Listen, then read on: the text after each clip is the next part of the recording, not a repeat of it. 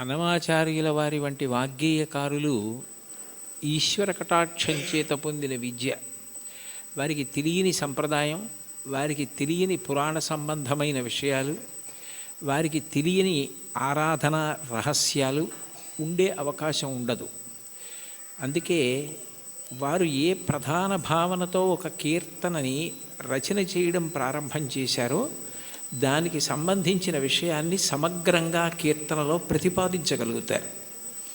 మీరు ఈ కీర్తనని పరిశీలిస్తే ఆయన కొండలలో నెలకొన్న కోనేటి రాయడువాడు అని ప్రారంభం చేశారు. శ్రీవేంకటేశ్వరుడు కొండలలో నెలకొన్నాడు, 7 కొండలలో ఉన్నాడు అన్న విషయం అందరికీ తెలుసున్న విషయం. అయితే యథార్థానికి భగవంతుడు కొండ మీద ఉండడానికి ప్రధాన కారణం ఏమిటంటే, కొండ మీద ఉన్న దేవుణ్ణి తెలుసుకోవాలంటే కొండ ఎక్కాలి.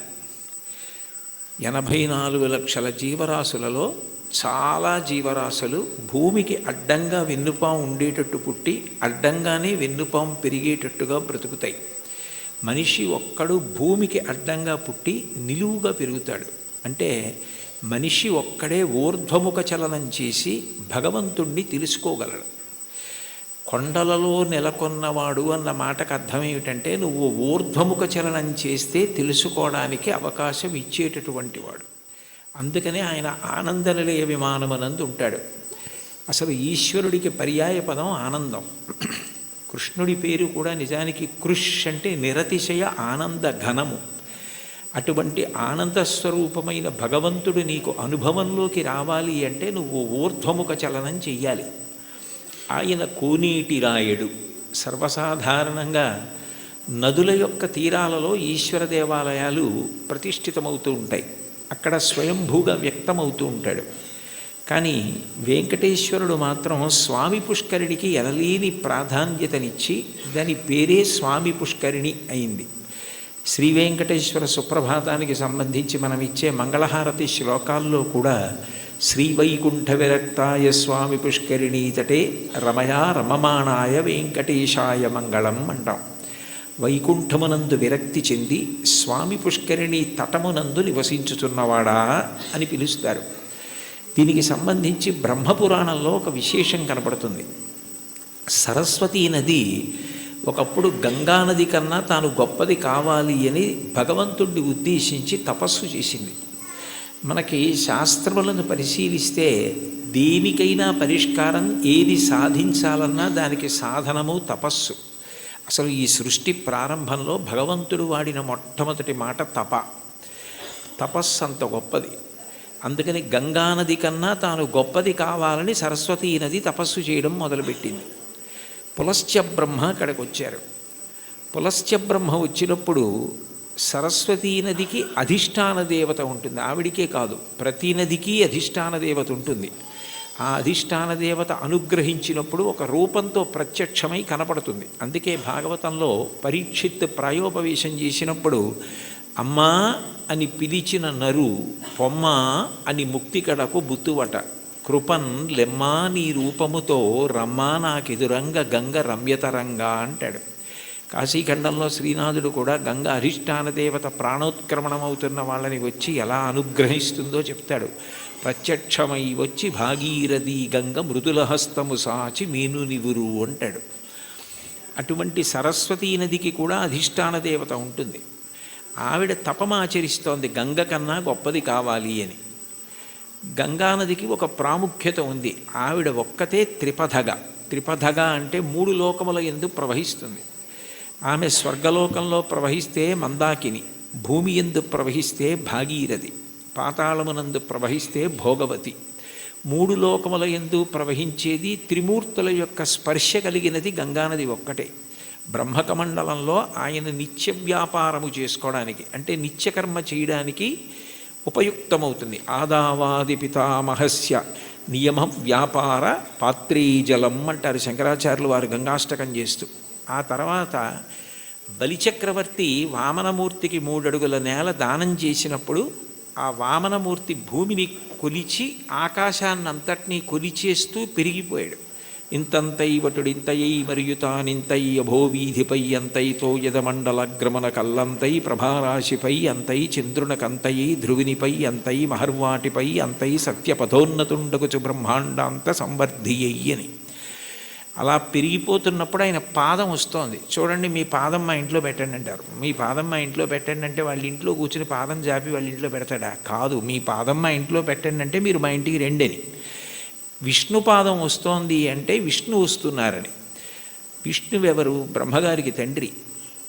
అందుకని బ్రహ్మగారు గబగబా సత్యలోకంలోంచి బయటికి వచ్చి, మా నాన్నగారి పాదం బయటకు వస్తోంది, కొడుకుగా మా నాన్నగారు వస్తున్నప్పుడు ఆయన కాళ్ళు కడగడం నా కర్తవ్యం అని తన పుట్టిల్లిది పొమ్మటంచునజుడుం తన్నాభిపంకీరుహంబు నిరీక్షించి నటించి ఉన్నత పదంబున్ గాంచి తత్పాదశీచనముంచేసి కమండలూదకములన్ చల్లించి తత్తోయముల్ వినువీధిన్ ప్రవహించే దేవనదిగా విశ్వాత్ము కీర్తి ప్రభన్ అంటారు.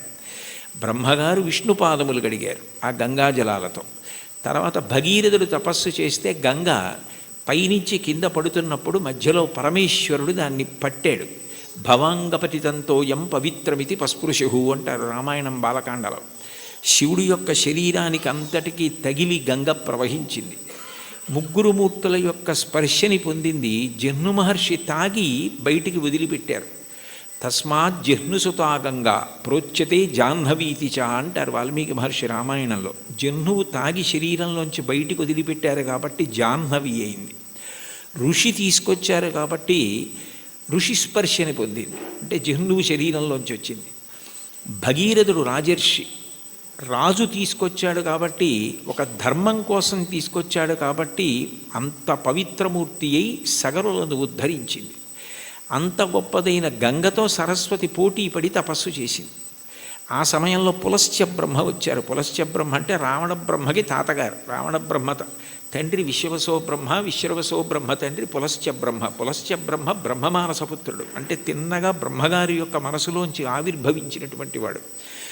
అంత గొప్పవాడైన పులస్త్య బ్రహ్మ వస్తే, సరస్వతీ నది తపస్సు చేస్తున్నాను కదా, ఇప్పుడు నేను లేవవలసిన అవసరం ఏముందని లేవలేదు, స్వాగతం పలకలేదు, అర్ఘ్యపాద్యాదులు ఇవ్వలేదు.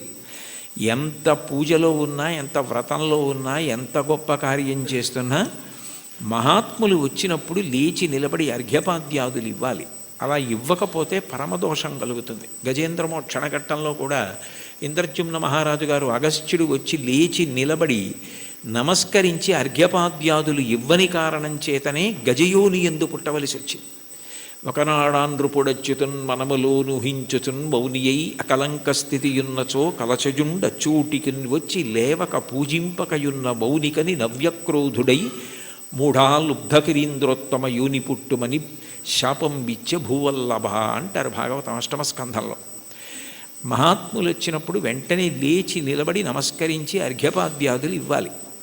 అలా ఇవ్వలేదు కాబట్టి అది కట్టి కుడిపేస్తుంది, చాలా పెద్ద పాపం అయిపోతుందన్న దయాహృదయంతో పులస్త్య బ్రహ్మ, నువ్వు ఏ కోరికతో తపస్సు చేస్తున్నావో అది నీకు సిద్ధించకుండుగాక అని శపించాడు. ఆమె చాలా కిన్నురాలైంది. ఇంత గొప్ప కోరికతో నేను తపస్సు చేస్తున్నాను, ఈయన నా కోరిక తీరకూడదని శపించాడు అని బాధపడి, ఈయన బ్రహ్మ యొక్క వంశంలో బ్రహ్మమానసపుత్రుడై వచ్చాడు. కొడుకు విశ్వవసో బ్రహ్మ. ఆ తర్వాత ఎంత గొప్పవాళ్ళు రావాలో ఈ వంశంలో. నీ వంశము రాక్షస వంశమైపోతుంది, బ్రహ్మకోవిదులు రారు, ఇక పైన రాక్షసులు పుడతారు నీ వంశంలో అని శపించింది. ఆయన చాలా బాధపడి, నువ్వు నన్ను ఇట్లా శపించావు, ఆమె త్రిపథగ గంగ, ఆమెతో సమానం ఎట్లా కాగలవు? అందుకని నీ దోషము పోయేటట్టు, దాని వలన నీకు ఇబ్బంది రాకుండా ఉండేటట్టు నువ్వు ఎటూ గంగతో సమానం కావడం సాధ్యం కాదు కాబట్టి నేను దానినే శాపవాక్కుగా వదిలే. కానీ నువ్వు నా పట్ల చాలా క్రౌర్యంతో ప్రవర్తించి నా వంశమే రాక్షస వంశం అవ్వాలని శపించావు, శాపావకాశం ఇమ్మన్నాడు. అంటే సరస్వతీ నది అందరూ రాక్షసులైన ఒకడు మహాధర్మాత్ముడు నీ వంశంలో పుడతాడని అందుకే విభీషణుడు పుట్టాడు. తర్వాత సరస్వతీ నది మళ్ళీ తపస్సు చేస్తే నారాయణుడు ప్రత్యక్షమై, గంగతో సమానం నువ్వు కావడం సాధ్యం కాదు, ఆమె త్రిపథగా, అందుకని అట్లాంటి వరం ఇవ్వలేను, కానీ నేను నీకు ఒక ప్రత్యేకమైన వరం ఇస్తున్నాను. సృష్టిలో ఎక్కడా లేని ఒక గొప్ప పుష్కరిణివి నువ్వు అవుతావు. నీ యందు 300 కోట్ల తీర్థములు వచ్చి చేరుతాయి. తీర్థం అంటేనే ఋషుల యొక్క నియమాలు తపఫలాలు అందులో నిక్షేపింపబడి ఉంటాయి. అటువంటి 300 కోట్ల తీర్థములు నీ యందు ప్రవేశిస్తాయి.